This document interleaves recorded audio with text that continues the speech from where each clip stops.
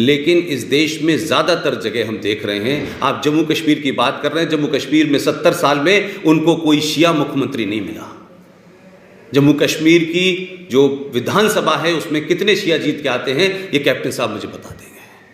और इस देश के टेलीविज़नों के ऊपर जिस तरीके की बहस होती है इस्लाम को लेकर के, चाहे वो रहमानी हो, शैतानी हो, बेग हो, असलम हो, फारूक हो, जितने भी ये इंटेलेक्चुअल आते हैं, मैं कहता हूँ इस देश को AK-56 के ख़तरे से ज़्यादा इस देश के इंटेलेक्चुअल टेररिज्म से ख़तरा है। ये बौद्धिक आतंकवाद इस देश में जो है वो सबसे बड़ा ख़तरा है। लोग बड़े बड़े पदों पे बैठते हैं, लोग बड़ी बड़ी डिग्रियां लेते हैं, लोग बड़े बड़े अवार्ड लेते हैं, लेकिन उनकी मानसिकता उन अवार्ड से बदलती नहीं है। उससे वो समाज में एक स्टेटस प्राप्त करते हैं, लेकिन जब मुंह खोलते हैं तो उनकी बात में और मूसा की बात में और दुजाना की बात में कोई फ़र्क नहीं होता। वो हामिद अंसारी हो, वो आमिर खान हो, वो नसरुद्दीन शाह हो, वो आप किसी का भी नाम ले लीजिए, जब मुंह खोलेंगे तब कोई ना कोई ऐसी बात करेंगे जिससे इस स्टेट के सेकुलर कैरेक्टर के ऊपर सवाल उठाया जाए। लेकिन इस देश में एक फैशन है कि आप गाली दे दीजिए, ये राइट विंगर है, ये बीजेपी का दलाल है, ये RSS का दलाल है, ये बहुत आसान है। लेकिन मैं फिर भी कहता हूं कि जहां मैं पैदा हुआ मुझे तब RSS के बारे में नहीं पता था और अभी भी कुछ बहुत जानता नहीं हूं, लेकिन मैं फिर भी कहता हूं कि अगर कोई ये कहे कि भाई आप RSS के दलाल हैं तो मुझे लगता है कि शायद थोड़ी बहुत इसमें इज्जत है, लेकिन हम जैशे मोहम्मद के दलाल नहीं हैं, हम लश्कर तोयबा के दलाल नहीं है भाई, हम ISI के दलाल नहीं है। लेकिन हम इस बात को कह नहीं पा रहे हैं। इस देश में अंबर भाई आपको पता होगा कि डेनमार्क में किसी ने कार्टून बना दिया था। हम सब नहीं जानते कि मोहम्मद साहब की शक्ल कैसी है, हमें पता भी नहीं है, और उनकी हिदायतों में भी यह है कि ना उनकी कोई तस्वीर है, ना उनकी कोई मज़ार है, ना कोई कब्र है, ना उनके बारे में सिर्फ जो बातें हैं वो एक अनसीन हैं। लेकिन किसी ने डेनमार्क में एक कार्टून बना दिया। तो मैं लाहौर में था, लाहौर की सड़कों पे कोहराम मचा हुआ था। यहाँ दिल्ली पहुँचा एक हफ्ते बाद तो पता चला साहब यहाँ भी बहुत जगह दंगे हो गए। तो मैं उसके बाद किसी डिस्कशन में था तो मैंने कहा कि भाई मुझे ये समझ आता है कि मुसलमान मोहम्मद साहब को लेके बहुत इमोशनल हैं और उनकी शान में कोई गुस्ताखी करेगा तो शायद इस तरीके का रिएक्शन देंगे। लेकिन मैं हिंदुस्तान के मुसलमानों से ये पूछता हूँ, उसमें कैप्टन साहब जैसे मुसलमान नहीं हैं, कि एक आदमी ने बग़ैर किसी सोचे समझे किसी की शक्ल बना दी और कहा ये मोहम्मद साहब हैं, उस पर बना डेनमार्क में, आप दिल्ली में दंगा कर रहे हैं, आप अलीगढ़ में दंगा कर रहे हैं, आप लाहौर में दंगा कर रहे हैं। लेकिन यही मुसलमान मुझे समझ नहीं आता है कि ये मुसलमान जब उन मोहम्मद साहब के नाम से जैशे मोहम्मद बनाई जाती है, लश्कर तैयबा बनाया जाता है, जिस मोहम्मद साहब के नाम से इस दुनिया में टेरर फैलाने वाली तंजीमें बनाई जाती हैं, तो उसका रिएक्शन इस पे क्यों नहीं होता है? जैसे मोहम्मद के बनाने वालों को क्यों नहीं मारता है? लश्कर तैयबा के बनाने वालों को क्यों नहीं मारता है? तो सवाल यह है कि मोहम्मद की शान में गुस्ताखी अगर किसी कार्टूनिस्ट ने की तो आपने आग लगा दी, लेकिन पूरे पाकिस्तान में, पूरे हिंदुस्तान के अंदर जैसे मोहम्मद के स्लीपर सेल रह रहे हैं, लश्कर तैयबा के सेल रह रहे हैं, और सारी तंजीमें आप मोहम्मद साहब और कुरान के नाम पर बनाते हैं। लेकिन बुरा नहीं लगता इस देश के मुसलमानों को? भाई आपकी चुप्पी जो है वो इस बात को साबित करती है कि आप आतंकवाद के साथ साइलेंटली खड़े हुए हैं, आप उसको खत्म नहीं करना चाहते हैं, क्योंकि आप इस्लाम और कुरान के नाम पे इस मुल्क को डरा रहे हैं पिछले 70 साल से। और इस देश का हिंदू चाहे सत्ता में हो, व्यवस्था में हो, टेलीविजन पे हो, यूनिवर्सिटीज में हो, पत्रकारिता में हो, उसने पूरे सेकुलरिज्म के नैरेटिव ही बदल के रख दिया है।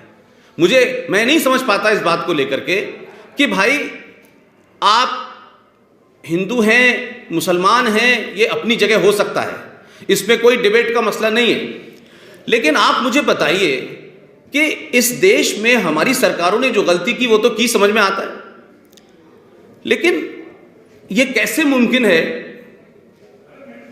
कि जम्मू कश्मीर में कुछ हो?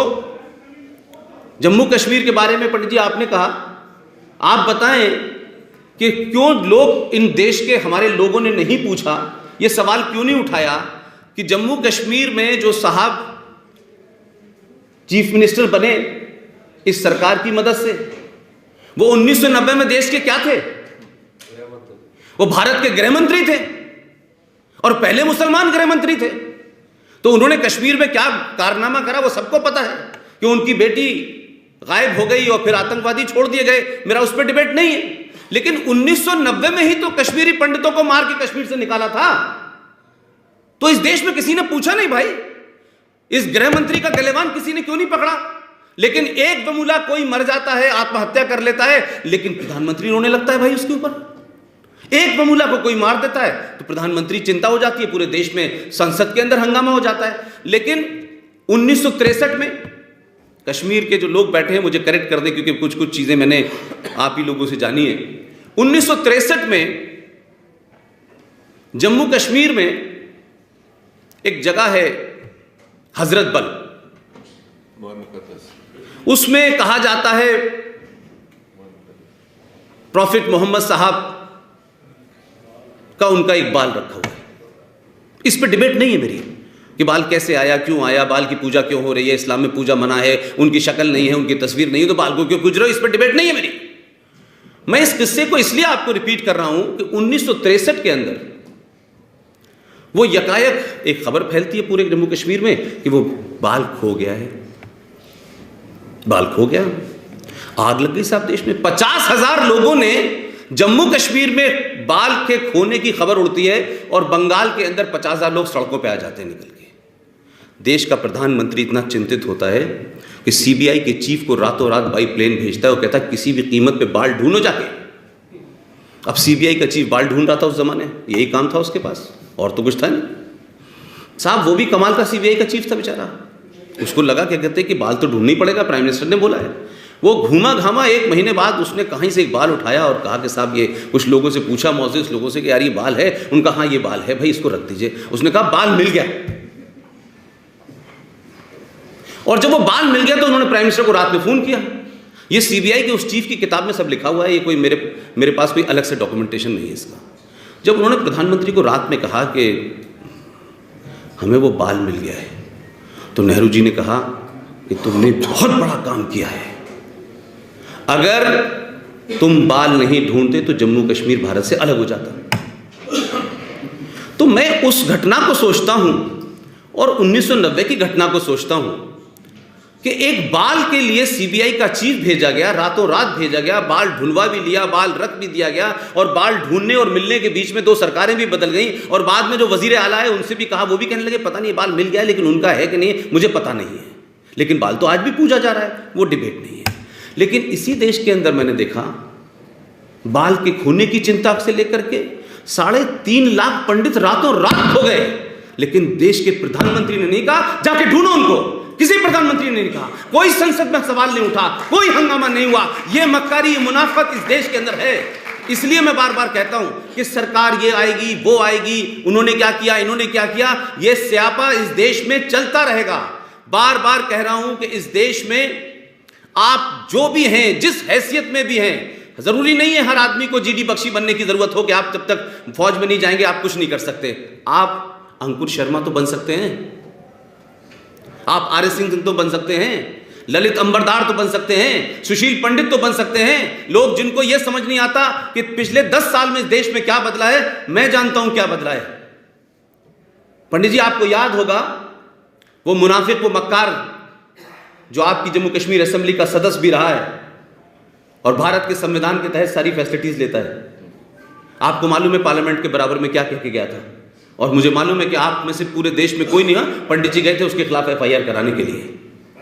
ये बदला है टेलीविजन पे ललित अंबरदार जैसे लोगों ने, सुशील पंडित जैसे लोगों ने, R.S. सिंह जैसे लोगों ने। ये जो जिहादी आते हैं ना, ये हार्डकोर नट जिहादी टेलीविजन पे बैठते हैं, कोई हैदरी के नाम पे आता है, कोई बाबरी के नाम पे आता है, इनको सरे बाजार नंगा करते हैं ये लोग। इसलिए डर लगता है अब लोगों को दिल्ली में, इसलिए अब नसरुद्दीन शाह को डर लगने लगा है, इसलिए आमिर खान को डर लगने लगा है। ये इन लोगों को डर जब नहीं लगा जब हिंदुस्तान के सबसे शांति प्रिय जगह जहां से 3.5 लाख पंडितों को रेप मर्डर करके आपने निकाला, और आप सदियों से उनके साथ रह रहे थे, आप कश्मीरियत की दुहाई दे रहे थे, आप इंसानियत की दुहाई दे रहे थे, तमाम उसके बावजूद भी आपने उनके साथ क्या किया?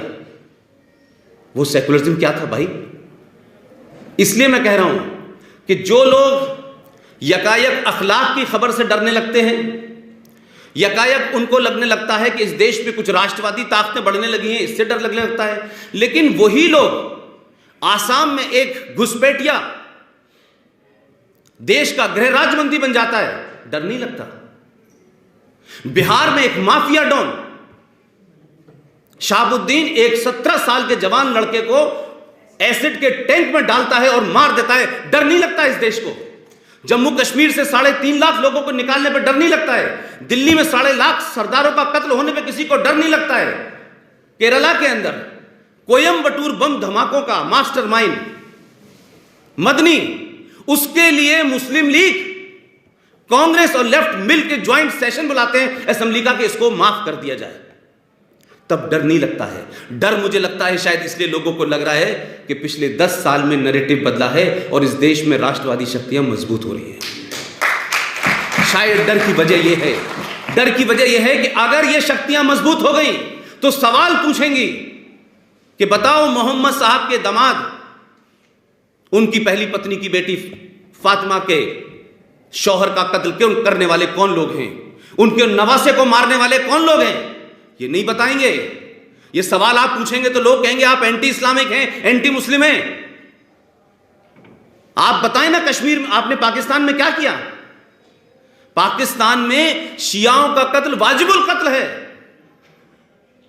शिया मुसलमान नहीं है, यह खानदान मोहम्मद साहब के घर से नहीं है। क्योंकि अब लोग ये बताने लगे हैं कि जब मोहम्मद साहब को जिस राजा ने बताया, उस राजा का नाम था राजा दाहिर, अब ये बातें आने लगी जो छुपी हुई थी, तो लोगों को लगने लगा कि हमने भी जो किया है वो भी लोगों को पता चलेगा। अब जंग बद्र में क्या किया था आपने, क्या किस किस तरीके से मारा, पहला खलीफा कैसे मरा, दूसरा कैसे मरा, तीसरा कैसे मरा। वो धर्म कहता है कि we are religion of piece,